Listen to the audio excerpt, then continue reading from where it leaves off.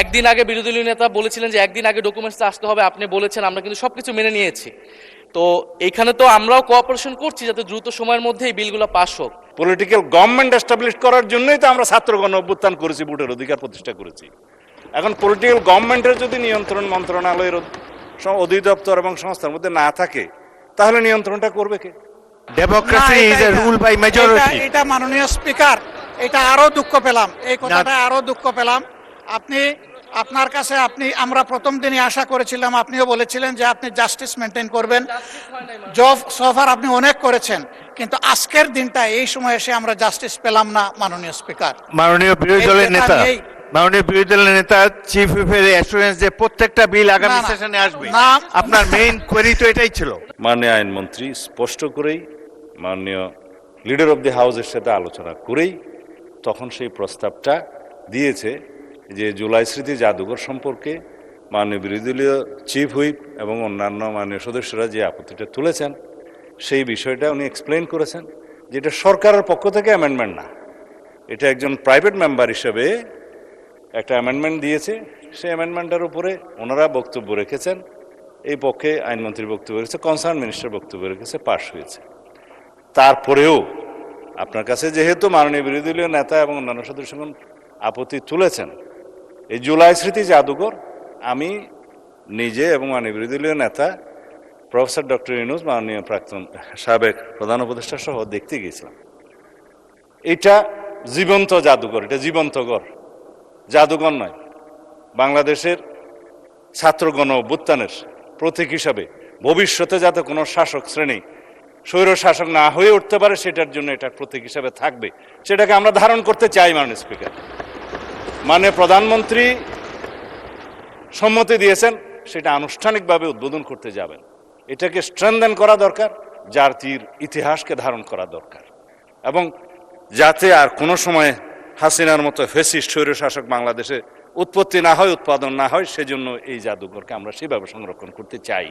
1971 থেকে শুরু করে 2024 পর্যন্ত, তারপরে পর্যন্ত সমস্ত ইতিহাসকে এখানে ধারণ করা হয়েছে, আরও উন্নয়ন করা হয়। মাননীয় স্পিকার, মাননীয় বিরোধী দলীয় চিফ হুইপ যেটা বলেছেন, এটাকে অটোনোমাস বডি হিসেবে রাখা যায় কিনা সে ব্যাপারে তো আলোচনা হতে পারে।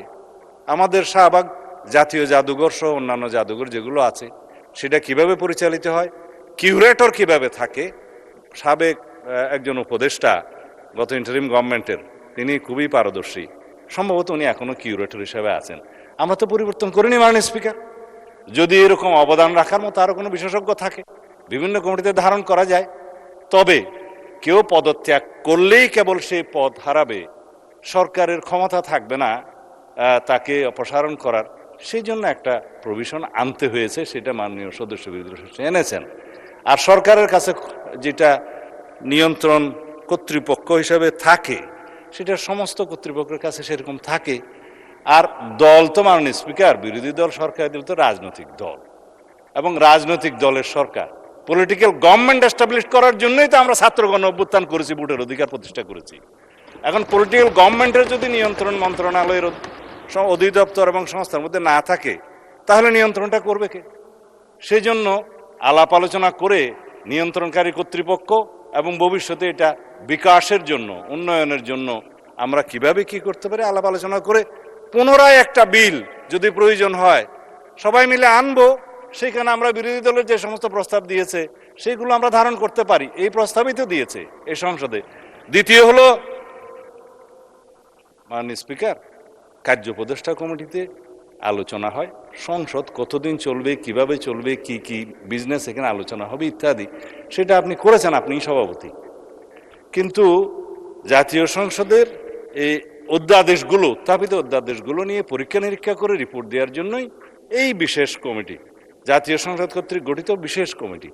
এখানে স্পষ্টতই কয়েকটা ভাগে সুপারিশ করা হয়েছে, যেটা আইনমন্ত্রী বললেন 16টা অধ্যাদেশের ব্যাপারে এখানে বলা হয়েছে এখনই বিল আকার উত্থাপন না করে যাচাই বাছাই করে অধিকতর শক্তিশালী করে নতুন বিল উত্থাপনের বিষয়ে সুপারিশ করা হয়েছে, এমন 16টি বিল। তার মধ্যে উনি যেটা বললেন যে দুদক, সেটা এখানে আছে, মানবাধিকার কমিশন আছে, অথচ এগুলো নিয়ে আলাপ আলোচনার যথেষ্ট সময় আপনি দিয়েছেন। এবং এইখানে আপনি দেখবেন তিনি যেভাবে বললেন যে গুম প্রতিরোধ ইত্যাদি বিষয়ে ওনারা নোট অফ ডিসেন্ট দিয়েছেন, সেই নোট অফ ডিসেন্ট বিষয়ে কথাও হয়েছে, কিন্তু বিলটা যখন আসবে তখন আলাপ আলোচনা করেই আসবে পরবর্তীতে। সেখানে ওনারা ওনাদের মতামত দিবেন, সংশোধনী দিবেন, আলাপ করব আমরা। গুম আইন, মানবাধিকার কমিশন আইন এবং প্রয়োজনে আইসিটি অ্যাক্টকে আরও বেশি শক্তিশালী করা হবে সবাই আলোচনার ভিত্তিতে। এই কথাগুলো আমরা এখানে প্রতিশ্রুতি দিচ্ছি, আলাপ আলোচনা করছি। সময় আছে মাননীয় স্পিকার, এখন বাজে 7:30, রাত 12টার সময় 30 দিনের সময়সীমা পার হবে। এই অর্ডিন্যান্সগুলোর ভাগ্য নির্ধারণ হবে তার মধ্য দিয়ে। তো এখন যদি এই যে বিশেষ কমিটির রিপোর্ট ওনাদের সামনেও আছে, এখন যদি এই বিষয়ে ওনারা ডিফার করতে চান, এটাকে মাননীয় স্পিকার সংসদীয় আচরণ হবে। ধন্যবাদ মাননীয় স্পিকার। মাননীয় সদস্যবৃন্দ, আমার তো কোনো ডিফারেন্স অফ ওপিনিয়ন দেখছি না। আপনারা যেসব আপত্তি তুলেছেন ট্রেজারি বেঞ্চ থেকে সেগুলো আলাপ আলোচনা করে নিষ্পত্তি করার জন্য প্রস্তুত।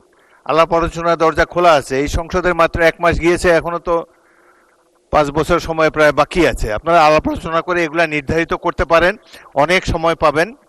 সুতরাং একটু ধৈর্য ধরেন। আমার মনে হয় যে I can see the spirit of cooperation. আলাপ আলোচনার মাধ্যমে আপনাদের সাথে আলাপ করে সিদ্ধান্ত নেওয়া হবে। তারপরেও যদি আপনারা আপনাদের মনোভাব যদি অপরিবর্তিত থাকে, আবার হাউস ফ্লোরে আপনারা আপনাদের বক্তব্য দিতে পারেন। আপাতত এই সমঝোতামূলক পরিবেশটা বজায় থাকুক, এটাই আমরা চাই। এবং সর্বশেষ যে একটা বিল আছে এটা শেষ করি। ধন্যবাদ। জি, মাননীয় চিফ হুইপ বলেন। মাননীয় স্পিকার, এখানে যে জাদুঘর নিয়ে আমার যে অপিনিয়নটা, তারা যে কোনো সংশোধনী আনতে পারে, পাশও করাতে পারে, কিন্তু সেটা তো এখন যদি তারা বলে যে প্রাইভেট মেম্বার হিসেবে তারা সংশোধনী এনেছেন, এটা সরকারের এখতিয়ার না, তাহলে কিন্তু সরকারি মেম্বার হিসেবে তো মন্ত্রী সেটা গ্রহণ করেছেন। আমাদের যেগুলো নোট অফ ডিসেন্ট, মন্ত্রীরা তো বিরোধিতা করেছেন। এই মন্ত্রী, সংস্কৃতি মন্ত্রী চাইলে সেটা বিরোধিতা করতে পারতেন, কারণ সংস্কৃতি মন্ত্রী তো সেই কনসেনসাসের পার্ট। সংস্কৃতি মন্ত্রী তো সেই সংশোধনটা নিতে পারেন না। আপনি বলেছেন এটা একদিন আগে, বিরোধী দলীয় নেতা বলেছিলেন যে একদিন আগে ডকুমেন্টস আসতে হবে, আপনি বলেছেন, আমরা কিন্তু সবকিছু মেনে নিয়েছি। তো এখানে তো আমরাও কোঅপারেশন করছি যাতে দ্রুত সময়ের মধ্যে এই বিলগুলো পাস হোক, কিন্তু আধা ঘন্টা আগে একটা সংশোধনী আনা হলো যেটা আমাদেরকে জানানো হলো না, এটা তো এক ধরনের ছলচাতুরি মাননীয় স্পিকার। এবং আপনার সভাপতিত্বে কিন্তু এই জিনিসটা হলো, ফলে এটা কিন্তু কনসেনসাস ব্রেক করেছে। তারা যে কোনো সংশোধনী আনতে পারে যে কোনো সময়, তাদের এখতিয়ার আছে, এবং তারা সেটা পাস করাতে পারে। আপনি এই কথা তো 2 মিনিট আগেও বলেছেন। তার জবাবে আইনমন্ত্রী কিন্তু বলেছেন যে এটা নিয়ে আলাপ আলোচনা করতে পারে। আবার একটা স্বরাষ্ট্রমন্ত্রী বলেছেন যে একটা বিল আবার আনতে হতে পারে, সেখানে বসে আপনারা আলোচনা করেন। এই চ্যাপ্টারটা ক্লোজ করা হয় নাই। The matter has not been closed yet. এটা নিয়ে পরবর্তীতেও আলাপ আলোচনা হতে পারে, আবার বিল আনা হতে পারে। না কোনো চাতুরি দেখতেছি না। আবারও মাননীয় বিরোধী দলের নেতা, এটা তো ছোট্ট একটা বিষয়, এটি নিয়ে তিক্ততার আমি কোনো সুযোগ দেখি না। বলুন, তবুও বলুন আপনি। মাননীয় স্পিকার, ওনারা বলেছেন যে অধিকতর যাচাই বাছাই করে আগামীতে আরো সুন্দর বিল আনবেন, কিন্তু ওনারাই আবার বলছেন যে আজকে রাত্রে 12টায় টাইম শেষ। তার মানে টাইম শেষ হওয়ার সাথে সাথে সব ল্যাপসেস অটোমেটিক্যালি শেষ, এগুলার আর কোনো কার্যকারিতা থাকছে না, এগুলা অটোমেটিক্যালি ল্যাপস হয়ে যাচ্ছে। কোনগুলা? যেগুলা বিশেষ জাতীয় গুরুত্বপূর্ণ, সেই সবগুলাই রয়ে গেল ওই কাতারে।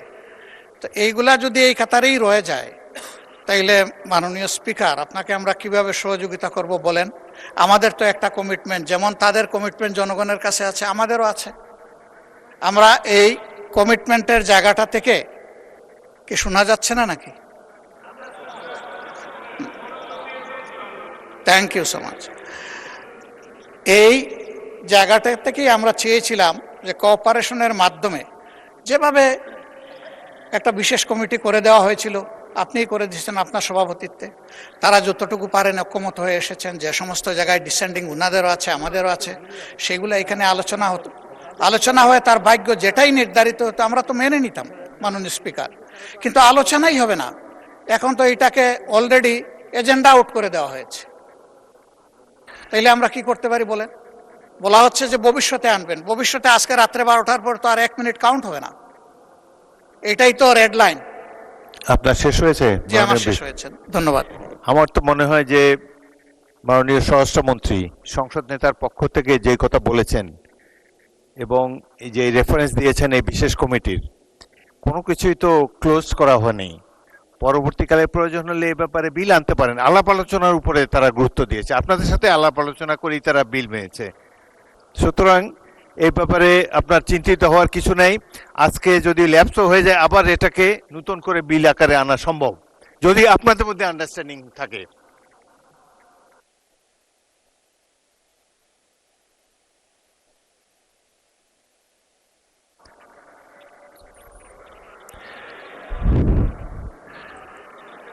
মাননীয় বিরোধী দলের নেতা, আমার তো মনে হয় যে আচ্ছা, মাননীয় চিফ হুইপ বলেন।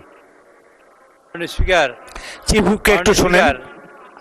মাননীয় স্পিকার, বিরোধী দলীয় নেতা, মাননীয় স্পিকার, বিরোধী দলীয় নেতা যে কথা বলেছেন আর আপনি যে কথা দেখিয়েছেন বলেছেন যে আর স্পিরিট অফ কোঅপারেশন, অ্যাকচুয়ালি আমাদের মাননীয় আইনমন্ত্রী কথা বলেছেন, মাননীয় স্বরাষ্ট্রমন্ত্রী কথা বলেছেন এবং আমাদের নেতার সাথেও কথা বলেছি, সংসদ নেতার সাথে। বিষয়টা হলো এই যে এখানে এই পৃষ্ঠের মধ্যে রিপোর্টে আছে, আমরা রিপোর্ট নিয়ে বসে থাকলাম বা থাকলাম না এরকম নয়। আমরা চাচ্ছি, আমি মাননীয় সদস্য আপনার দৃষ্টি আকর্ষণ করছি, আমরা চাচ্ছি একটা সমঝোতা হোক এবং সমঝোতার ভিত্তিতে হোক। আমাদের তরফ থেকে আগামী সংসদে, আগামী সেশন তো ইনশাল্লাহ বাজেট সেশন হবে, বাজেট সেশনে সবগুলো বিল আসবে ইনশাল্লাহ, সবগুলো বিল আসবে, তখন আপনারা সময় পাবেন এখানে এবং এই সবগুলো বিলই আগামী বাজেট সেশনে আসবে। সুতরাং সেখানে যেমন আপনারা আলোচনার সুযোগ পাবেন এবং এখানে কন্ট্রিবিউট করার সুযোগ পাবেন।